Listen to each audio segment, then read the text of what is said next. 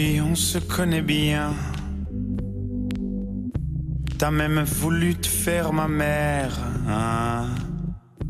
T'as commencé par ses seins.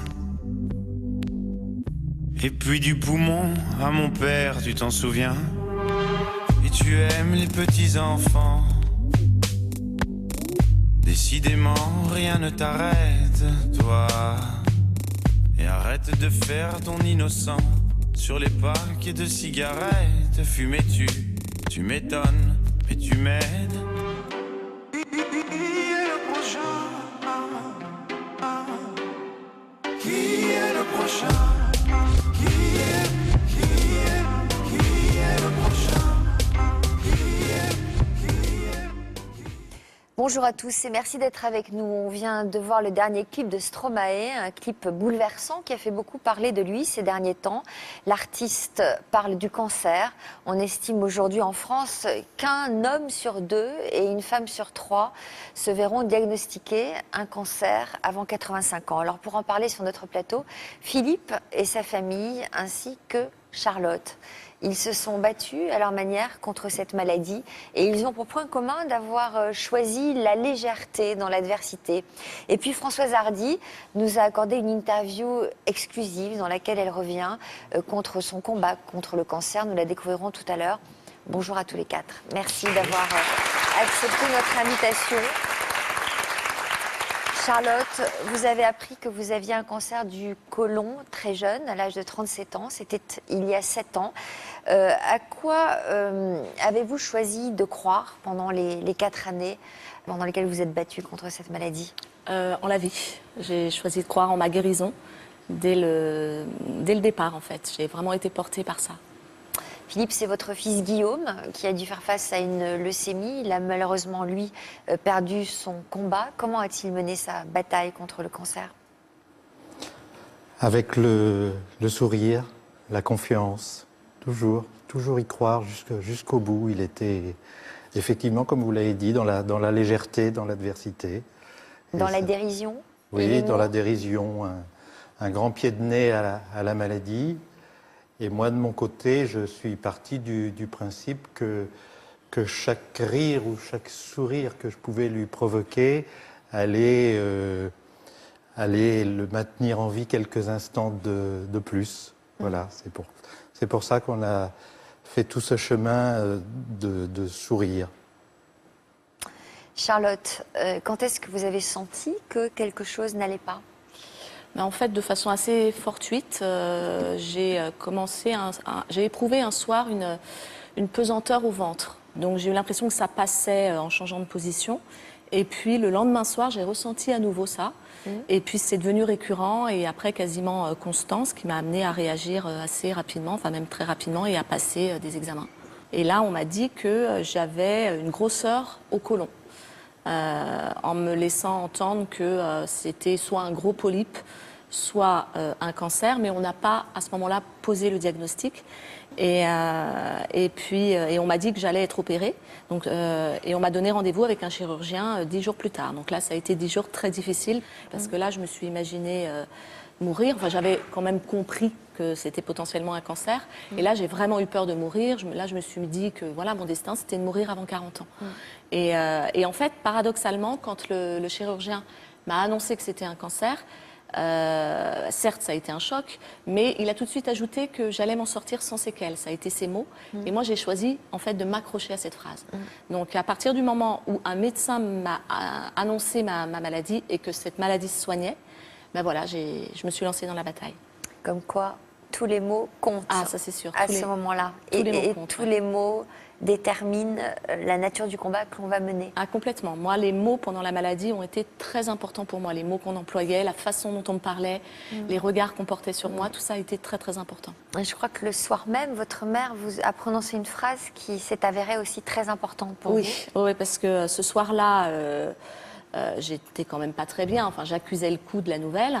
Donc, j'étais à nouveau saisie par la peur. Et donc, on était à table. On était toutes les deux ce soir-là. Et donc, je me souviens, j'étais à table avec elle et je pouvais rien manger. J'avais l'estomac complètement serré. Et du coup, je me suis mise à pleurer. Et elle m'a demandé pourquoi je pleurais. Et je pouvais rien dire Donc la seule chose que j'ai réussi à lui dire, parce que j'ai peur. Et elle m'a dit, tu as peur de quoi? Et je lui ai dit, j'ai peur de mourir. Et là, elle a eu un cri du cœur. C'est sorti comme un cri du cœur. Elle m'a dit, mais on ne meurt pas comme ça. Et en fait, cette phrase, elle a été fondatrice pour moi. Parce que là, j'ai compris dans cette phrase que ma mère a dite et dans la façon justement dont elle l'a dite, qu'elle ne bluffait pas. Elle y croyait vraiment. Elle croyait vraiment que j'allais m'en sortir. Et je me suis dit, si ma mère y croit si fort, c'est que c'est possible en fait. Et donc, du coup, ça a été pour moi le début de mon combat. Elle a choisi de croire à la guérison et elle a tenu à vous accompagner comme elle l'a fait pendant tout votre combat jusqu'ici, aujourd'hui, puisqu'elle est avec nous. On accueille votre maman.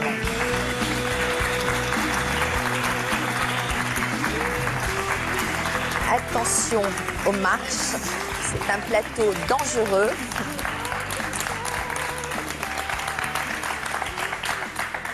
Françoise est donc avec nous. Cette phrase, ce cri du cœur, on ne meurt pas comme ça, c'est sorti comme ça? Comme ça, Sans que... parce que c'était vraiment ce que je ressentais. Voilà. C'était ce que vous ressentiez et puis quoi, vous aviez choisi de faire bonne figure devant elle? Ah, aussi, oui. Dès le départ, j'ai pensé que je devais l'encourager, la soutenir. Mais vous, au fond? Au fond, quand une mère apprend que son enfant a un cancer, c'est difficile à assumer. Mais la question s'est posée un peu plus tard, quand je me suis retrouvée seule. Ouais. Voilà. Et là, Là, j'ai pleuré. vous vous êtes autorisée? Je me suis autorisée à pleurer. Et au bout j'ai une de mes amies qui est venue, donc elle m'a réconfortée. Et puis après, je me suis retrouvée seule et je me suis dit que pleurer n'était pas la solution. Et que j'allais éviter de pleurer le plus possible et soutenir Charlotte. Elle allait être ma priorité. Et que je devais l'encourager dans la voie de la guérison et puis ne pas la traiter comme une malade. Ça, je ne voulais pas et je crois que j'ai relativement réussi parce qu'il y a même certains jours où je n'étais pas d'accord avec elle. Sur quoi, par exemple? Quelquefois, elle trouvait que je me plaignais trop. Ah ouais? Et en fait, sur le coup, je lui en ai voulu. Et après coup, j'ai trouvé que c'était la meilleure des attitudes. Parce que, voilà, elle continuait à me traiter comme j'étais avant. Voilà, c'est ça, c'était ça, exactement ça. Je la traitais comme avant. Voilà. Et donc j'ai bien aimé cette façon d'agir avec moi. Et c'était ce que je voulais. C'était ce que je voulais chez les gens. Je voulais pas que les gens me considèrent comme une malade. Mais ce qu'on a en commun et qui nous a aidés, c'est qu'on est fondamentalement des optimistes. Alors, la difficulté de l'émission d'aujourd'hui, c'est évidemment de confronter une maman qui a la chance d'avoir sa fille encore à côté d'elle et des parents qui n'ont plus le bonheur d'avoir leur fils à côté d'eux. Mais bon, vos témoignages sont importants parce que c'est vrai que votre fils, grâce à sa manière de se comporter pendant sa maladie, a changé votre regard sur la vie. Mais bon, je ne peux m'empêcher de penser à vous et vous avez la gentillesse d'être présent avec nous sur notre plateau. Frédéric, merci de nous accompagner cet après-midi. Et un mot de votre part sur le rôle des proches, très très important, essentiel à ces moments-là. Essentiel, déterminant, parce que c'est ce lien d'amour qui va aider. Et Françoise a dit quelque chose de très important, c'est-à-dire de ne pas réduire la personne malade à sa maladie. Elle reste une personne à part entière et c'est aussi elle qui va donner le ton. C'est-à-dire que c'est important de ne pas anticiper sur les besoins ou non qu'il va avoir par rapport à sa maladie, le fait d'en parler ou pas, d'être dans la légèreté ou pas. C'est le malade qui va donner le ton là-dessus et c'est important de respecter ça et d'être à l'écoute de ça aussi. Et c'est vrai qu'il y a tout un champ de la recherche aujourd'hui qui s'appelle la proximologie, qui étudie d'ailleurs les liens entre guérison, alors quand il n'y a pas de guérison possible, entre capacité à supporter des traitements lourds. Et c'est vrai que le malade qui est entouré vit beaucoup mieux que celui qui vit toute cette épreuve. Entouré et qui est bien dans sa tête. Absolument. Et ce qu'il faut préciser aussi, c'est que tous les malades n'ont pas cette légèreté, ce rire, et que quand il y a des aspects de dépression, c'est aussi important pour l'entourage, que ce soit la famille ou les médecins, d'être plus interventionniste dans ces cas-là et de proposer des choses, des thérapies, des groupes de parole. En tous les cas, d'entourer plus, effectivement, pour éviter qu'à la maladie se rajoute la dépression. Philippe, votre second fils, Guillaume, est donc parti en mars 2013, après 2 ans et demi passés à lutter contre une leucémie aiguë, comme on dit. Il avait 24 ans. On le voit là, ici, en photo. C'était à quel moment de son combat, cette photo? Cette photo, c'est le premier ou le deuxième jour, effectivement, à l'hôpital Necker, où il est arrivé et tout de suite, il a pris le parti de rire. Il nous a dit je vais être celui qui va battre la leucémie le plus vite au monde. Vous lui avez consacré un livre? Oui, absolument. On va voir peut-être la couverture du livre. Oui, voilà. J'irai voir les étoiles. Et effectivement, c'est la photo de Guillaume le premier jour à l'hôpital. J'ai pensé que c'était... Alors c'est vrai qu'il y a beaucoup de gens pour qui l'hôpital peut faire peur, donc mettre l'hôpital en couverture. Bon. C'est une photo que vous auriez pu faire, Charlotte, comme ça? Je comprends son esprit en tous les cas, parce que c'est une photo vraiment qui montre à la fois la combativité et puis, oui, le sourire. Donc oui, je me reconnais dans l'état d'esprit de cette photo. Ouais. Et ça a donné le ton de tout son combat derrière, parce que quand on voit son fils aussi confiant, c'est vrai qu'il avait à l'époque 22 ans, il faisait plein de sport, il était très, très sain.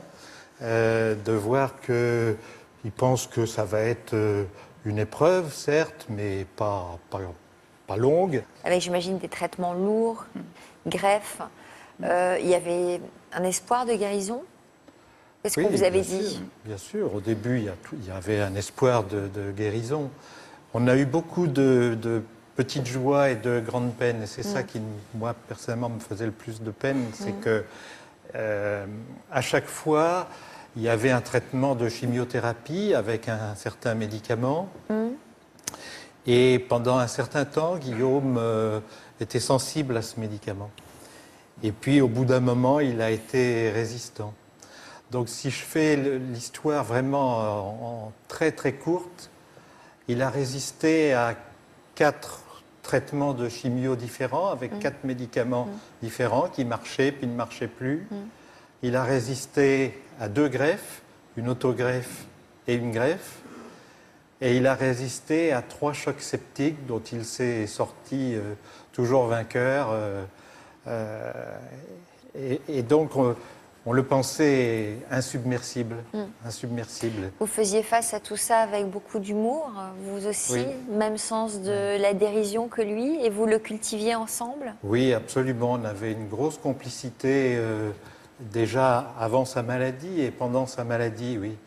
Je disais tout à l'heure que pour moi, j'étais parti du principe, effectivement, que chaque seconde de rire que je pouvais lui amener, c'était un petit peu plus de vie de gagner pour lui.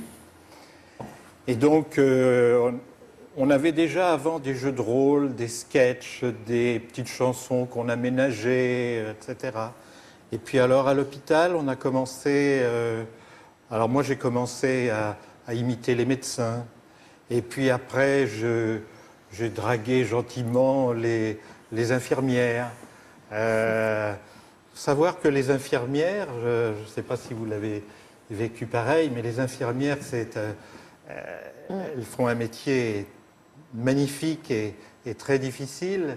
Et en même temps, la plupart d'entre elles avaient à peu près l'âge de Guillaume. Et quand je plaisantais beaucoup avec elles, elles aimaient bien et elles étaient chacune responsables en gros de 4 ou 5 malades atteints de leucémie. Et c'est vrai que quand elles venaient dans la chambre de Guillaume, il y avait un espace de légèreté qui leur faisait du bien. Et donc on plaisantait beaucoup tous ensemble. Vous êtes dérié à ces plaisanteries? Oui, enfin, j'adhérais au cours de sa maladie, oui, parce qu'il était positif et il voulait tout le temps éluder la maladie, il nous portait. Mais il y a des moments où il craquait. Est-ce que vous avez su si... Parce qu'il est obligé de craquer à certains moments. À mon avis, il vous a beaucoup protégé quand Oui. même. Je ne sais pas ce qu'on Oui. pense, Il Frédéric. nous a Donc, je pense énormément qu'il vous a beaucoup protégé. Mais est-ce que vous avez eu, après coup, des témoignages des infirmières, peut-être auprès desquelles il s'est penché ou... Ceux-là, on les a eus, oui. Parce qu'avec nous, il n'a jamais craqué. Quoi. Mais vraiment jamais, jamais, jamais. Et limite, on n'a même pas soupçonné qu'il l'ait craqué même à un autre moment quand on n'était pas là. Et c'est les témoignages après coup. Ouais, j'imagine. Parce que...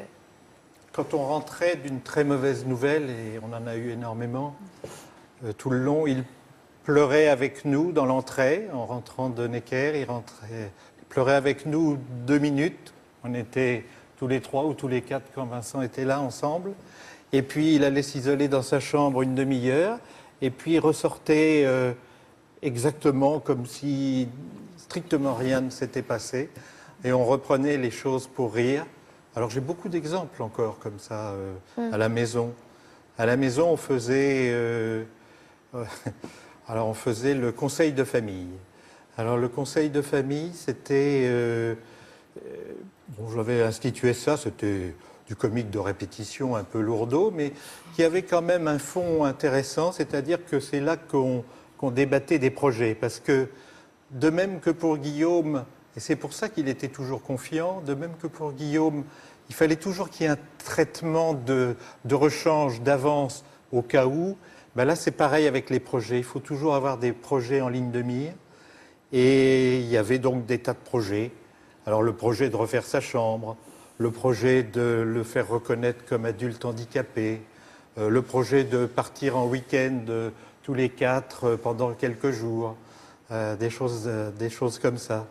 Alors on réunissait le conseil de famille, donc c'était toujours immuable, c'était en présence de Philippe Lefrançois, président, de Marie-Françoise Lefrançois, vice-présidente, et de Guillaume Lefrançois, trésorier, parce que c'est un rôle qui lui plaisait bien, trésorier.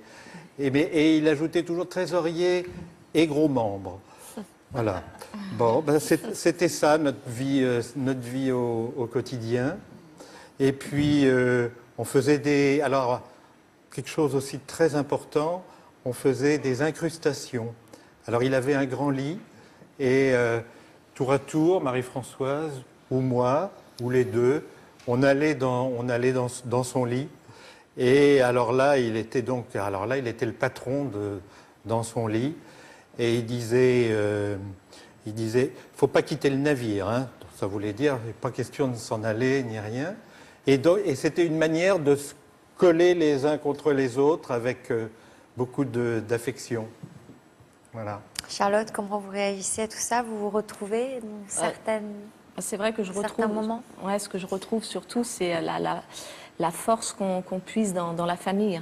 Moi, ça a été vraiment un très grand soutien que j'ai trouvé. Mes parents, mes frères, toute ma famille au sens large. Mes amis aussi. Mes amis ont été très, très présents. Et ça a été pour moi une source de force et de... Oui, absolument. Très grand. C'est fou, pardon. Cette photo, je vous vois regarder cette photo. Le grand frère, avec probablement la culpabilité de se dire pourquoi lui. C'est clairement pas dans l'ordre des choses.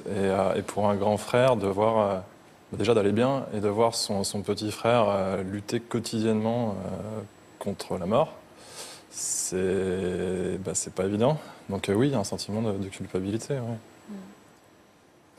Vous étiez admiratif de son état d'esprit? Ouais, et je ne savais pas qu'on allait voir cette photo, mais en tout cas, la première qu'on a vue, et celle qui est du coup sur la couverture du livre, représente vraiment bien Guillaume et représente les 2 ans et demi qui se sont déroulés du premier au dernier jour. Celle-là, effectivement. Et jusqu'au dernier jour, ça a été cet état d'esprit, dans les moyens qu'il pouvait avoir. Mais il a toujours gardé cet état d'esprit. Et dans ce cas-là, je pense qu'on ne peut être qu'admiratif. Moi, je l'étais. Du courage qu'il avait, mais aussi parce qu'on n'en a pas plus parlé que ça, mais de sa faculté à jamais se plaindre, puisque clairement, il ne s'est pas plaint une seule fois, quoi. Un commentaire de Frédéric sur cette attitude. Je disais tout à l'heure qu'il est probable qu'il ait craqué auprès Certainement, mais c'est pas ça qu'il avait envie de vivre avec sa famille. Lui, il a choisi un autre moyen, que ce soit supportable et que ce soit vivable avec ses proches. Et il a voulu profiter d'eux, mais de cette manière-là, de la manière formidable que vous décrivez avec tellement d'humour. Et cette légèreté, elle permet aussi de supporter l'insupportable, de mettre de la distance avec la maladie, de parler des choses graves avec légèreté et de trouver du bonheur et de la joie dans l'épreuve. Parce que le bonheur, c'est pas l'antonyme pour moi de l'épreuve ou de la maladie. C'est dans l'épreuve, dans la maladie, qu'on peut trouver des moments comme ça, des pépites de bonheur, de sens, de joie. Oui. C'est au cœur même de l'épreuve. C'est ça, effectivement, parce que surtout au début de la maladie, ça lui est tombé dessus, mais indirectement, ça nous tombe dessus aussi. Absolument. Et bon, voilà, il faut qu'on trouve notre place, on ne sait jamais trop comment se positionner. Et c'est compliqué d'aller aux premières visites, d'aller voir le malade, c'est compliqué. Donc moi, je me rappelle rester dans ma voiture et me préparer à y aller, savoir un peu quoi dire, qu'il n'y ait pas trop de blanc, qu'on ne soit pas mal à l'aise. Et en fait, moi c'est ce que j'ai ressenti, mais en échangeant, c'est ce que tout le monde a ressenti. On en ressortait content, on en ressortait beaucoup mieux qu'on y allait, parce qu'il avait cette capacité à rendre les choses plus faciles et à tout prendre avec légèreté et avec dérision. Disaient ses amis. Il y a quelques jours, Françoise Hardy nous a accordé un entretien exclusif dans le cadre de cette émission. Nous avons évoqué son livre, Avis non autorisé, et surtout son combat contre le cancer, un lymphome détecté il y a 11 ans. Et elle n'a plus jamais laissé sa maladie dicter sa vie et son avenir.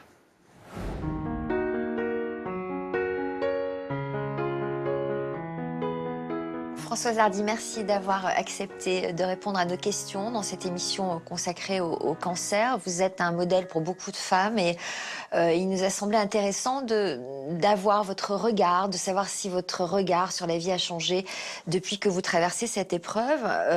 Donc vous sortez là de plusieurs séances de chimiothérapie. D'abord, comment allez-vous? Comment vous sentez-vous aujourd'hui? Étant donné l'état dans lequel je me suis retrouvée début mars, après avoir glissé dans une douche de l'hôpital où je me trouvais, je peux m'estimer heureuse d'être là, en face de vous, capable de vous parler, capable de me lever du fauteuil, etc. Parce que en glissant, j'ai perdu connaissance tout de suite, je suis restée dans l'inconscience pendant 3 semaines. On va focaliser sur ce cancer qui a été diagnostiqué en 2004. À l'époque, c'était rien du tout. Ça fait toujours peur quand on entend des histoires comme ça. Je l'avais remarqué un peu par hasard. J'avais une rougeur sous la paupière droite en me démaquillant, vous savez. Puis je me maquille pas tous les jours, tant s'en faut. Et donc, j'étais allée voir l'ophtalmologue. Il me prescrit des gouttes. Et puis, au bout d'un certain temps, je m'aperçois que la rougeur, elle était toujours là. Je le revois début janvier, c'était en 2004, et il examine bien la rougeur qui était restée intacte. Puis à un moment, il se tourne brusquement vers moi et puis il me dit, c'est pas à peine de tourner autour du pot, vous avez un lymphome.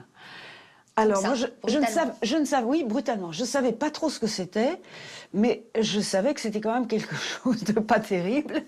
Et j'ai fait un malaise, je me rappelle, un malaise vagal. Enfin, c'est comme si on vous dit, voilà, il y a avant et il va y avoir après maintenant. On pense à quoi quand on vous annonce que vous avez un cancer? D'abord, est-ce que vous en parlez tout de suite à vos proches? C'est la première chose que j'ai dite à Jacques. Je lui ai dit, j'ai un lymphome. Et Thomas? Ah, Thomas, lui, on lui a annoncé ça. Enfin, Thomas, on vivait plus ensemble à cette époque-là déjà. Et je me souviens qu'il y a eu un dîner anniversaire. Enfin, c'était mon anniversaire. Et à un certain moment, on a évoqué ses problèmes de santé et tout ça. Et puis, il est sorti de table. Et après, on avait vu qu'il avait pleuré. Et ça m'a bouleversée de le voir affecté comme ça. On vous a dit que vous vivriez avec? On savait que c'était pas anodin, mais ça pouvait ne pas être trop grave. En tout cas, moi, j'ai vécu sans trop d'angoisse avec ça pendant plusieurs années. Alors, qu'est-ce qui vous est arrivé cette année? Alors cette année, ça faisait quand même 3 ans que justement ma qualité de vie, je voyais bien, se dégradait. J'avais des soucis, des débâcles intestinales tout le temps et tout ça. Et voilà, je m'adressais aux forces invisibles qui sont susceptibles de nous aider. Et donc je leur disais, mais si ça doit être ça ma vie, je préfère être morte, mais permettez-moi de mourir dans l'inconscience. Et c'est ce qui s'est passé. J'ai été 3 semaines dans l'inconscience. 3 semaines au bout desquelles les médecins ont appelé mon fils qui venait tout le temps à l'hôpital pour lui dire « Bon, c'est la fin, il faut que vous préveniez votre père tout de suite ». Est-ce que vous avez des souvenirs de ce que vous avez ressenti pendant ces 3 semaines? Thomas donc venait très souvent. Il me lisait des textes de Georges Brassens, ce qui était très délicat comme attention, et il me tenait la main. Et il me dit que de temps en temps, j'ouvrais les yeux. Et il me dit que quand j'ouvrais les yeux, il sentait un tel courant d'amour entre lui et moi que finalement il sortait de l'hôpital réchauffé, si je puis dire. Le jour où vous vous êtes réveillé de cet épisode de coma, vous vous en souvenez? Oui, je m'en souviens, oui. J'ai découvert très progressivement ce qui s'était passé après ma chute. Vous étiez dans quel état d'esprit en vous réveillant? Je me disais, je suis passée à côté de la mort que je souhaitais avoir. Thomas était au courant hein, de mes souhaits. De votre envie de partir voilà. dans l'inconscience. Voilà. Ça. Et ce qui s'est passé, c'est que le médecin, quand on a dit... ils étaient plusieurs médecins. Quand tous, ils ont été d'accord pour dire, bon là, elle s'en va, c'est foutu. Ben, il s'est dit, foutu pour foutu, filons-lui les 2 chimios. Et c'est ça qui m'a ressuscité, il faut le savoir, ça. Quand j'ai vu que finalement on me laissait un sursis, parce que bon, j'étais tout à fait à l'âge et dans les dispositions pour partir ailleurs, mais bon, je me suis dit, si on me laisse un sursis, c'est qu'il y a une raison. Et laquelle? Alors, vous l'avez trouvé? Mais non, pas encore. Parce que pour l'instant, le chemin, il m'échappe. Et je pense que s'il m'échappe, c'est parce que pour l'instant, il m'est difficile de penser à autre chose que d'aller mieux. Il faut être patient, hein. Quand on se retrouve 5 mois hospitalisé, d'abord à l'hôpital, ensuite en clinique, la patience, on est obligé de l'être, hein, Est-ce que vous avez peur de la mort? Oui, oui, oui. Il y a quelque chose qui l'emportait de loin sur la peur de mourir, c'était le chagrin. C'était le chagrin de la séparation. Alors là, vraiment... Mais pour ceux qui restent. Non, pour moi, et pour ceux qui restent. Quel regard vous portez sur votre vie, votre parcours de femme, Oh, moi, je remercie le ciel, vraiment. J'ai eu un parcours extrêmement privilégié, que ce soit sur le plan professionnel, parce que c'est une telle chance de vivre de sa passion et d'en vivre jusqu'à la fin. Et puis j'ai eu tellement de chance aussi de rencontrer quelqu'un comme Jacques Dutronc, qui a une personnalité tout à fait particulière. Et... Même si vous avez souffert beaucoup? Oui, non, mais il en valait la peine, c'est ça que je dis toujours. C'est quelqu'un qui en valait la peine. Comment vous l'appelez? Vous l'avez affublé d'un surnom, justement. Mon veuf imminent. Voilà, parce que... Pourquoi mon veuf imminent? Parce qu'il ne s'épargne pas, il a pas une grande hygiène de vie. J'ai toujours raconté qu'il y avait comme une espèce de compétition souterraine entre nous pour qui vivrait le plus longtemps. Il a toujours pensé qu'il ne ferait pas de vieux os. Ouais. Et il m'a souvent dit que j'allais faire une très jolie veuve. Et puis au bout d'un moment, je lui ai dit bon, il faudrait que tu te dépêches un peu là, parce que je peux toujours faire une veuve, mais jolie, ça ne va plus être possible. Ce témoignage va réjouir ceux qui nous regarderont aujourd'hui. Merci en tout cas. Espérons-le. Merci d'avoir accepté de répondre à mes questions. Merci beaucoup. C'est vrai que j'ai été très surprise de trouver Françoise Hardy aussi lumineuse. On me disait d'elle qu'elle était affaiblie, qu'elle sortait de séances de chimio fatigantes, et je l'ai trouvée lumineuse et rayonnante. Et elle n'a pas encore trouvé le sens de tout ça, mais elle Mais est sur ce chemin, en tout C'est cas. ça qui est intéressant, c'est que dans tous les témoignages, moi, de gens que je reçois qui sont confrontés à cette maladie, c'est l'obligatoire quête de sens. C'est-à-dire qu'à un moment, ça oblige tellement à redéfinir ses projets de vie, la manière d'être, sa manière d'être, que cette introspection, elle est indispensable et elle est humaine, parce que c'est important de trouver du sens, parce que ça permet aussi d'organiser le chaos et d'être acteur de ce qu'on vit. Charlotte, le sens. C'est vrai que oui, c'est... En fait, le cancer, d'une certaine façon, c'est comme une rencontre avec soi-même, en fait. Ça vous oblige à... Déjà, ça vous révèle à celle que vous êtes. Vous avez découvert des choses sur vous que vous ignoriez? Déjà, j'ai découvert... Oui, enfin, je pensais pas... J'ai découvert que j'étais forte quand même, enfin, et je savais que j'avais une grande vitalité, mais là je l'ai vraiment éprouvé. Et c'est comme aussi le courage. Le courage n'existe que quand on l'éprouve.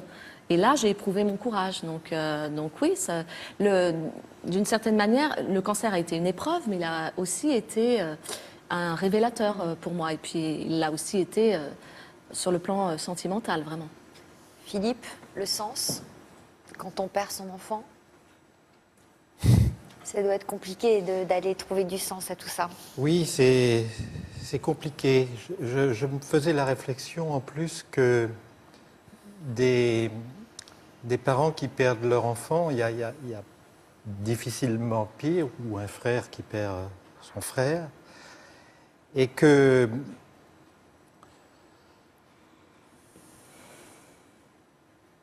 comment dire, il n'y a pas de mots. D'ailleurs, dans le vocabulaire français, il n'y a pas de mots. C'est-à-dire qu'un enfant qui perd ses parents est un orphelin, un mari ou une femme qui perd son conjoint est veuf ou veuve. Il n'y a pas de mots pour... ou certains veufs imminents, comme Jacques Dutronc et Françoise Hardy. Et c'est vrai qu'il n'y a pas de mots pour dire l'impensable. Il est temps de marquer une courte pause. N'hésitez pas à réagir aux témoignages de nos invités. Nous attendons vos commentaires sur la page Facebook de l'émission ou sur Twitter avec le hashtag Toute une histoire. À tout de suite. Bientôt, au sommaire de Toute une histoire, des histoires d'amitié à contre-courant. J'étais en colocation avec Germaine, 96 ans. Il y avait une complicité qui s'était créée, il y avait un échange. Donc elle m'apportait finalement son vécu. Et moi, je lui donnais finalement encore une attache dans la société. Quel âge ont vos amis? C'est une branche qui va de 40 à 104 ans. J'échange souvent des courriers justement avec Jean d'Ormesson ou encore avec Gisèle Casatsu, la comédienne qui a pris 101 ans dernièrement. Pour moi, c'est l'ovni de la famille. Je dis toujours qu'il est plus vieux que mon grand-père. Une interview exclusive. Was this something that you did because of the movie? Yeah. We do a show all about the movie. Yeah, that's great. Et un drôle de défi. Bonjour, Ben Whittaker, j'ai rendez-vous avec Madame Austin. Je croyais qu'elle devait voir son nouveau stagiaire. C'est moi. Bonjour, je suis le nouveau stagiaire, je viens voir Cynthia. Bienvenue à Toute une histoire. Bonjour, Jean-Pierre Mariano. Ravi que vous trouviez ça amusant aussi. Mieux vaut en rire. Je vous enverrai un email dès que j'aurai besoin de vous. Ça vous dérange pas du coup de m'envoyer le lien? Oh là là, oh là là, oh là là. Et il y a un paquet de cigarettes là, Coco, là. Peut-être une solution, c'est de recadrer au niveau du paquet de cigarettes. Il y a cette solution-là aussi. Vous allez vous habituer. Avec plaisir. Je finis, je suis à donf, là.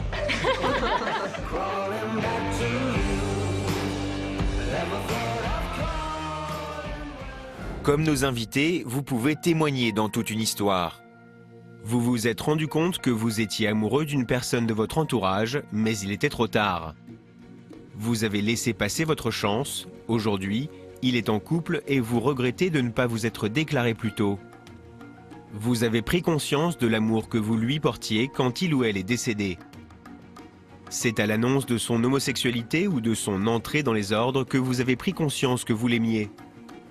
Après avoir longtemps cherché ou courtisé votre amour perdu, vous vivez aujourd'hui une belle histoire.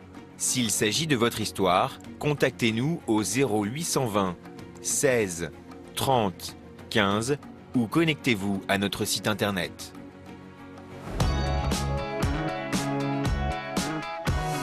Juste après l'émission, vous avez rendez-vous pour un chat en direct avec Frédéric Farigou. La maladie, ça rend vulnérable. C'est aussi des deuils à faire par rapport à l'image de soi. Notre psychothérapeute répondra à toutes vos questions. Alors connectez-vous dès 15h30 sur le site de France 2, rubrique Toute une histoire. Nous sommes de retour pour la suite de Toute une histoire. Aujourd'hui, je reçois Philippe et Charlotte. Ils sont accompagnés de leur famille et ils nous parlent du combat qu'ils ont mené contre le cancer. On va revenir au témoignage de Charlotte, mais juste avant la coupure, je vous parlais du sens qu'on peut donner à tout ça. Philippe, vous m'avez répondu. Marie-Françoise, vous me disiez, pour moi, j'ai trouvé le sens. Oui, en fait, Guillaume, dès tout petit, il avait une demande d'amour, mais vraiment très très forte. Et donc la maladie, c'était une manière de s'occuper de lui et de lui donner de l'amour. Et moi, il m'a appris à être mère parce que je ne savais pas. Et je pense que toute la vie de Guillaume avant la maladie, ça a été de me forcer à exprimer cet amour que je n'arrivais pas à exprimer. Et c'est la maladie a été un canal pour lui pour arriver à ses fins. C'est une jolie explication. Absolument. Parce que c'est bouleversant, parce que vous êtes en train de dire qu'il vous a appris l'amour. Et il l'a fait circuler dans votre famille. Dans la maladie, il a trouvé l'amour, il a trouvé la vie. Et ça, il a essayé de nous l'insuffler tout au long. Et je pense que c'est ça qui doit rester, ce message qui doit rester. Et l'amour, c'est de laisser partir. Bon, j'aurais envie de vous serrer la main parce que j'ai rarement entendu un témoignage d'une maman de cette force-là. Frédéric ? Et oui, il vous a transmis ça. Et il n'est plus là, mais il existe à travers vous. Et aujourd'hui, c'est à vous de l'insuffler, de le faire circuler. C'est ce que vous faites là aujourd'hui. Et moi aussi, je suis comme Sophie, je suis très touchée. On va revenir à vous, Charlotte. Vous voulez réagir peut-être là-dessus, sur ce sens? C'est vrai que je trouve très émouvant ce que vous avez dit, qu'en fait, vous avez appris à être mère. Et c'est vrai que vous qui cherchez un sens, là, vous en avez trouvé un. Enfin, c'est très beau d'entendre ça. Ouais, très beau et très bien exprimé. Alors Charlotte, on va revenir à votre combat. Vous avez d'abord été opérée. Oui, j'ai été opérée et puis j'ai eu de la chimiothérapie. Donc le traitement a fonctionné. Vous avez une première rémission. Et puis vous aussi, vous avez été confrontée à une rechute. Oui, 18 mois plus tard. 18 mois plus tard. 18 mois plus tard. Qui s'est exprimé comment Qui s'est exprimé sur les ovaires, en fait. Donc du coup, on m'a opérée là aussi cette fois-ci, donc on m'a enlevé les ovaires et puis de nouveau un cycle de chimiothérapie. Vous dites ça comme ça, enfin c'est pas anodin. Non, surtout quand on n'a pas eu d'enfant. Voilà, non, c'est sûr que c'est pas anodin. Effectivement, c'est arrivé à un âge où donc du coup il s'avérait que je ne pourrais plus avoir d'enfant. Mais c'est vrai que paradoxalement, c'était pas ça le plus dur. Pour moi, le plus dur, c'était la rechute. Moi, ce que je voulais, c'était vivre. Donc si la maternité était le sacrifice pour continuer à vivre, j'étais prête à l'accepter. Et puis, je pense que je l'ai d'autant mieux accepté qu'à ce moment-là, j'étais célibataire. Donc la maternité, c'était une projection lointaine, hein, c'était quelque chose d'abstrait. Je pense que ça aurait été beaucoup plus dur pour moi de le vivre si j'avais été en couple.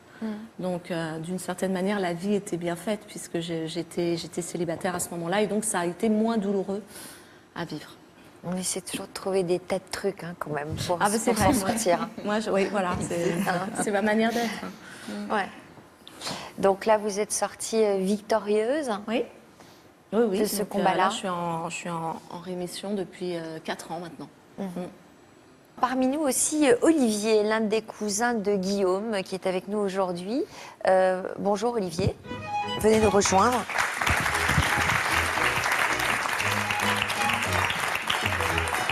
Alors vous aussi, Olivier, vous étiez très proche de Guillaume. Vous alliez souvent le voir à l'hôpital ? Oui, tout à fait. Bah, j'ai vécu, peut-être à moindre échelle, mais j'ai vécu un peu ce qu'a vécu sa famille. Et j'ai vécu aussi différemment la maladie à travers Internet. Alors, parce qu'en fait, Guillaume était un joueur. Il jouait donc bien avant d'avoir été atteint par cette maladie. Il jouait à un jeu en ligne. Il s'est passionné pour ce jeu, il s'est fait un nom dans ce jeu. Et c'est une communauté quand même avec beaucoup de joueurs. Et du fait, quand il a été frappé par la maladie, il a d'abord cherché à ce que le monde virtuel soit une sorte de jardin préservé de la maladie. Et donc il m'a demandé en fait, de ne pas communiquer sur sa maladie auprès de ses coéquipiers finalement. Après, effectivement, quand les gens autour de lui, enfin, donc ses coéquipiers, ont fini par découvrir petit à petit qu'il était malade et quelle était la gravité de la situation, on a assisté à un phénomène assez peu probable, enfin en tout cas pour moi, qui était une sorte d'élan de solidarité. Les gens se sont massivement regroupés alors que finalement ils ne le connaissaient pas personnellement. Et même des gens qui sont allés le voir à l'hôpital, donc qui ont fait le déplacement. Donc là, pour le coup, la barrière du virtuel était franchie. Ce qui est incroyable, c'est que le jour de son décès, enfin le jour de son inhumation, il y avait quelques internautes parisiens, mais avec Olivier et son frère Nicolas et des internautes des 4 coins de la France, ils sont venus en septembre, 6 mois on va dire après le décès de Guillaume.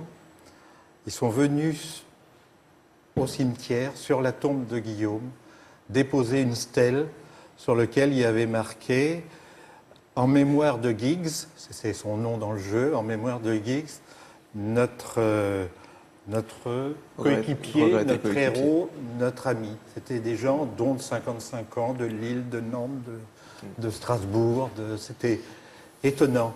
Racontez-nous vos virées dans Paris. Il aimait beaucoup se promener.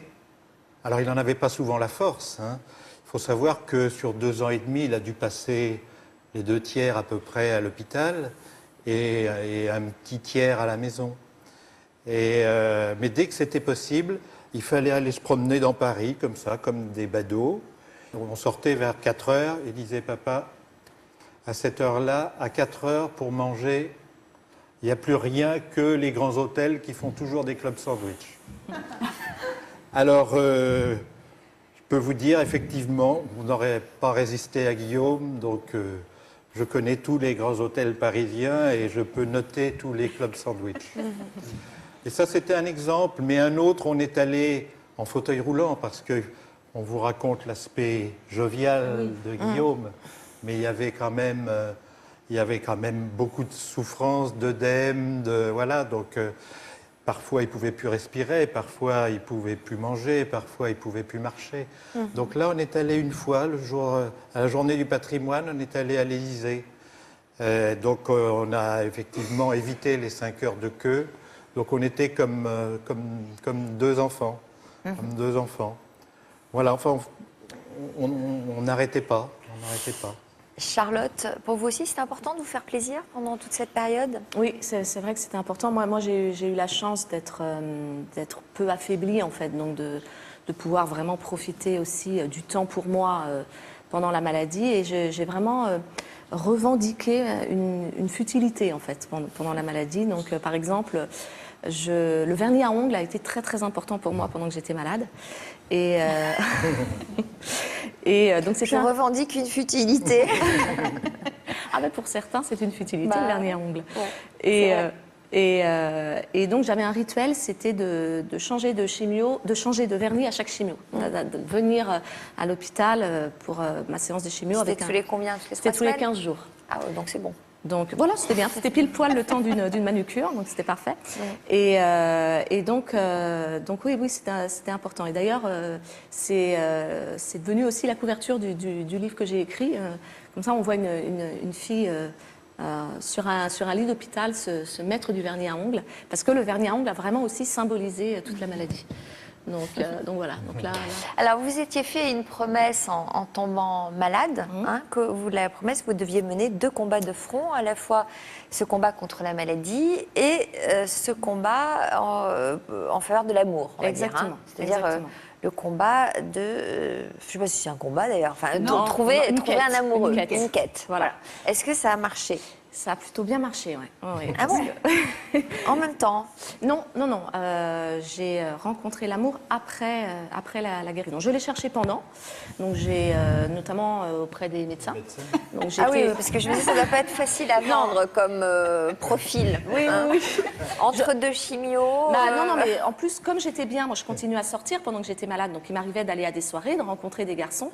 Mais c'est vrai que là, je me heurtais à un écueil, c'est-à-dire que je ne pouvais pas occulter ce pan-là de ma vie. Donc quand on me demandait ce que je faisais, comment j'allais, je ne voulais pas mentir, je ne pouvais pas mentir.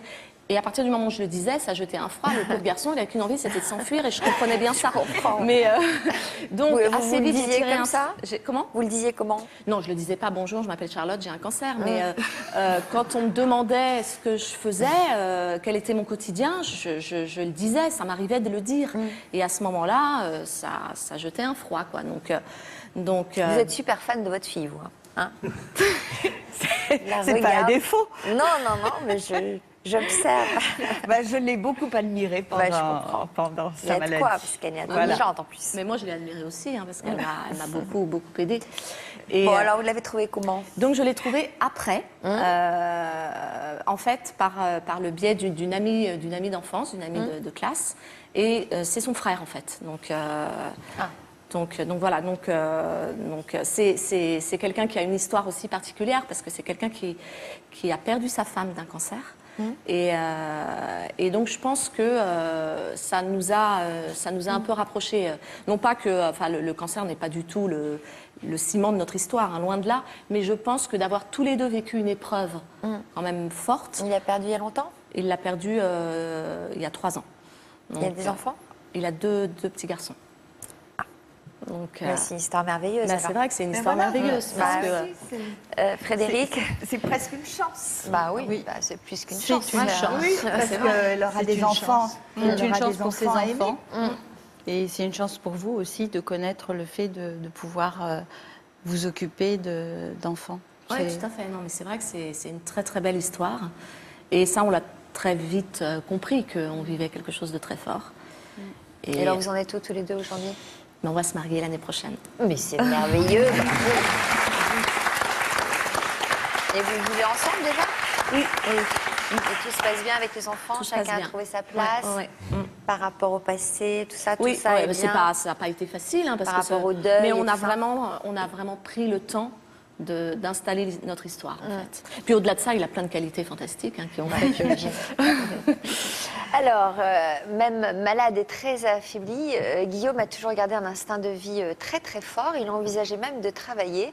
Et c'est d'ailleurs comme ça qu'il est entré en contact avec une chasseuse de tête, comme on dit.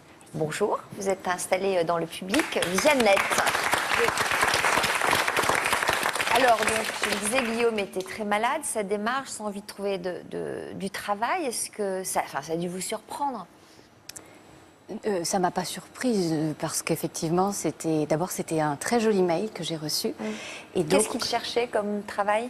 En fait, il était juriste et il voulait essayer de trouver un travail qui lui permettait, dans cette voie-là, mais en étant chez lui, de pouvoir travailler à domicile et notamment dans tout ce qui était... Il avait fait un stage en cybercriminalité et c'était intéressant parce qu'il pouvait faire plein de choses.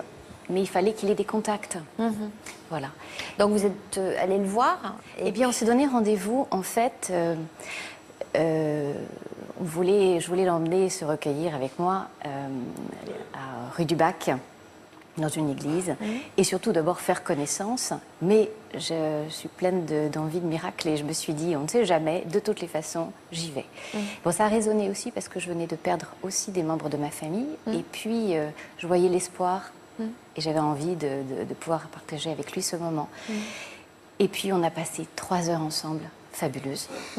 Et je me suis dit, mais c'est vrai que je travaille avec des hauts potentiels souvent, donc je peux arriver déjà à déceler certaines choses au niveau de tout ce qui est quotient émotionnel, intelligence émotionnelle. Et là, je me suis dit, mais c'est un surdoué de l'amour, parce que vraiment, ça débordait.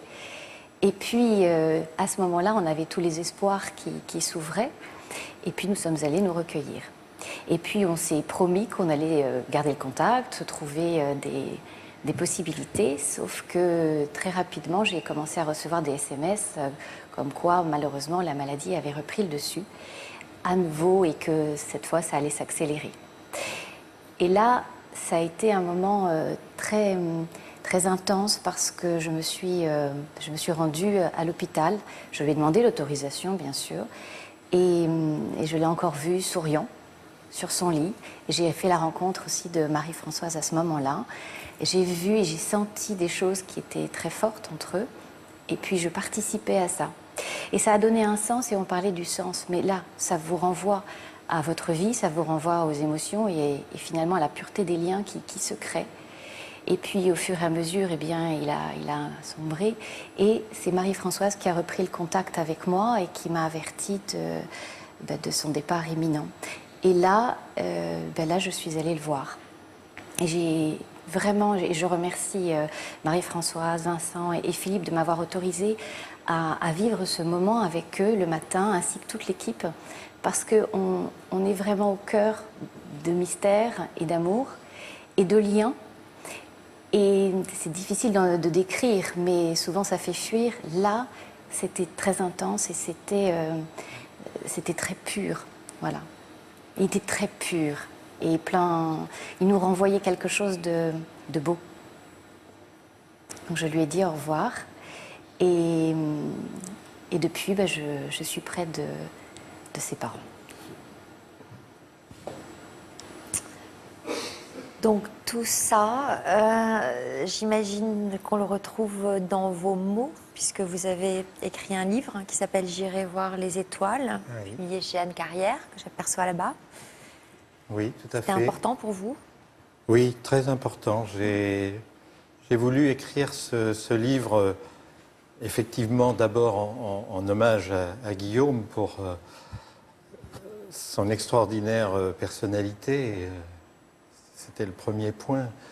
Il faut savoir que l'épisode que vient de raconter Viannette, juste avant, il nous avait parlé, à Marie-Françoise et à moi, le matin du dernier jour. Et il nous a dit j'espère que vous serez à l'enterrement. Maman, il faut que tu sois courageuse, je pars en douceur. Et puis...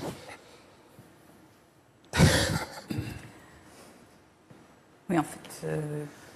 Et puis il a fait pareil avec Vincent, qui était en banlieue, avec sa voiture qui était dans les embouteillages. Et il lui a redit aussi, ne klaxonne pas, fais doucement. Et je vais partir, sois fort, appelle François. François, c'était le médecin qu'il avait vu, qu'il aimait le plus, qui était son chef de clinique préféré. Lequel François, lui, la veille au soir, était passé le voir, donc quelques heures avant son départ, et lui avait dit, et ça vous allez voir, c'est tout Guillaume, et lui avait dit, ça va la respiration? Depuis quelques jours, Guillaume avait beaucoup de mal à respirer et était devenu aveugle. Et donc il lui a dit, ça va la respiration? Et Guillaume a répondu, il a compris, ça va la restauration. Et alors il a compris, il a répondu, un petit resto, pourquoi pas, oui. Et puis François l'a ausculté, et puis en partant, il lui dit, besoin de rien, Guillaume? Et Guillaume, avec son magnifique sourire, lui dit, bah, si, un petit resto, ce serait sympa. Et puis quelques heures après, c'était terminé. Donc j'ai voulu, et c'est ce jour-là que je me suis dit, il faut que je relate cette histoire, que ça ne reste pas enfoui. C'était un tellement bel exemple d'amour. Guillaume aurait pu nous dire, je souffre, etc. Pas du tout, il nous protégeait, il était délicat jusqu'au bout. Alors après, il y avait une autre raison qui était évidemment qu'on formait une belle équipe, Marie-Françoise et moi, et puis Vincent et sa compagne Amélie, et puis lui en tant que chef d'équipe. Et puis c'est le plus jeune des 5 qui est parti le premier, et je voulais qu'il laisse une trace et qu'il nous survive. En tout cas, il est très présent aujourd'hui, dans votre cœur, je n'en doute pas, et puis avec nous aujourd'hui. Comment allez-vous aujourd'hui? Alors, tous des avis un peu différents. Ça... Oui. Déjà, pour Marie-Françoise et moi, on n'a pas du tout vécu de la même manière. Comme souvent. Moi, je me battais jusqu'au bout, jusqu'au dernier jour, dans le déni certainement, mais il était tellement insubmersible que le professeur Hermine m'avait dit on va essayer encore de trouver quelque chose, etc. Et donc moi, j'ai perdu mon combat quelque part, donc évidemment c'est très très dur. Le fait d'écrire le livre sur Guillaume, ça permet peut-être, certains disent une thérapie, peut-être, j'en suis pas certain, parce que à l'inverse, je suis beaucoup plongé évidemment dedans, et peut-être que là, je vais pouvoir commencer à me reconstruire, mais voilà.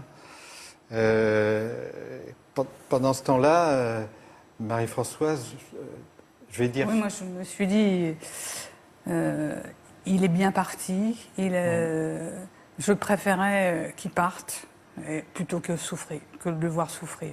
Ça m'était insupportable, tous les traitements d'hôpital. Je ne supportais plus ça.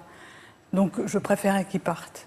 Et je lui ai même dit à un moment donné, tu peux partir, on t'en voudra pas. Et il m'a dit, ah bon, pourquoi tu dis ça? Mais bon, je pense que ça l'a aidé après. Il est parti en votre présence? Oui, on était... En fait, la nuit, j'ai dormi sur place. Et puis, comme il n'y voyait plus, il était très anxieux et il était tout le temps à dire « Il y a quelqu'un? Qu'est-ce que c'est? Maman, t'es là ?» Et toute la nuit, ça a été comme ça, toutes les 10 minutes. Et à 6 h du matin, je n'en pouvais plus. Et là, l'infirmier est passé, il m'a dit « Ça va, madame ?» Et là, je lui ai dit « J'en peux plus. » Et là, Guillaume, tout d'un coup, il a explosé. Et il a dit « Ça suffit !» Il a arraché son masque. Et il a dit « Je veux mourir, qu'on m'euthanasie, appelle le médecin ». Donc c'était d'une violence, toujours avec Guillaume, c'était des rapports très violents, déterminés. Et il était déterminé. Et là, il avait choisi, parce que quelque part, il avait entendu que je n'en pouvais plus et il s'est autorisé à partir. Et donc j'ai appelé Philippe, et j'ai appelé Vincent. Et Vincent, tu peux raconter un peu? Et vous avez fait un conseil de famille?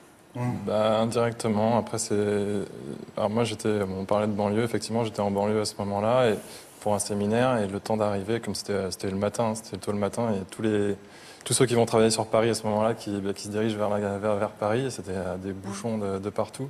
Donc à klaxonner, à passer entre les fils des voitures, et à avoir mon frère en même temps au téléphone. Et j'avais qu'un but, c'était d'arriver avant qu'il se passe ce qui devait se passer. Et c'est ce qui s'est passé, heureusement d'ailleurs. Et du coup, on a pu se dire nos derniers mots, qu'on s'aimait, que je lui faisais certaines promesses, que j'allais prendre aussi soin de ses parents. Ça se voyait qu'il était hyper content d'avoir pu me parler. Et ceci étant fait, il s'est arrêté de parler derrière définitivement. Et ça a duré plusieurs heures, ça a duré 7 heures, je crois, et il est mort dans mes bras. Et voilà, c'est des souvenirs douloureux. Avec des images de lui. Est-ce que je pourrais dire quelques petites choses encore? Pardon. La première, c'est que dans le point de vue de Marie-Françoise et le mien, qui apparaissent et qui sont différents, en même temps, ils étaient très complémentaires. Parce que Guillaume, justement, quand il avait un coup de mieux, il se tournait vers Vincent ou vers moi. Et puis, quand il avait un coup de moins bien, il se tournait vers Marie-Françoise. Ce qui fait que, dans tous les cas de figure, il était compris et soutenu. Je voulais dire aussi encore 2-3 petites choses. Une belle citation que je trouve du professeur Jean Bernard, par rapport à tout ce qu'on disait tout à l'heure, c'est puisqu'on ne peut plus ajouter des jours à la vie, ajoutons de la vie au jour. C'est ce qu'on a essayé de faire pendant toute la maladie de Guillaume. Et puis, pour les personnes qui nous écoutent, je voudrais aussi quand même dire que il y a beaucoup de cancers qui guérissent. Et sur la leucémie, c'est à peu près 70% de cas qui guérissent. Donc il faut quand même l'avoir en tête parce que bon, c'est quand même déjà une proportion beaucoup plus importante que par le passé. Merci de penser aux autres. On va se quitter avec un hommage à Guillaume.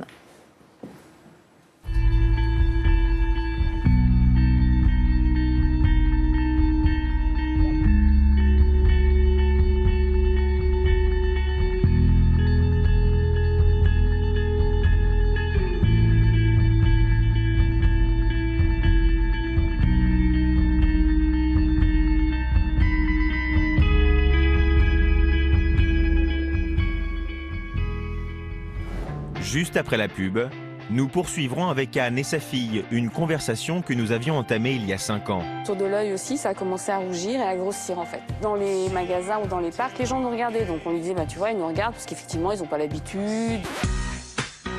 Depuis toute une histoire, Alexandrine a bien grandi et vous découvrirez dans notre reportage à quoi ressemble sa vie d'ado. Sur notre plateau, nous prolongerons également la discussion avec l'une de nos téléspectatrices et son fils Jorik. J'ai eu un petit garçon qui est né avec un syndrome de Goldenhar, donc il a plusieurs malformations au niveau du visage. Un petit garçon plein de courage et de volonté avec lequel vous avez rendez-vous dans quelques minutes.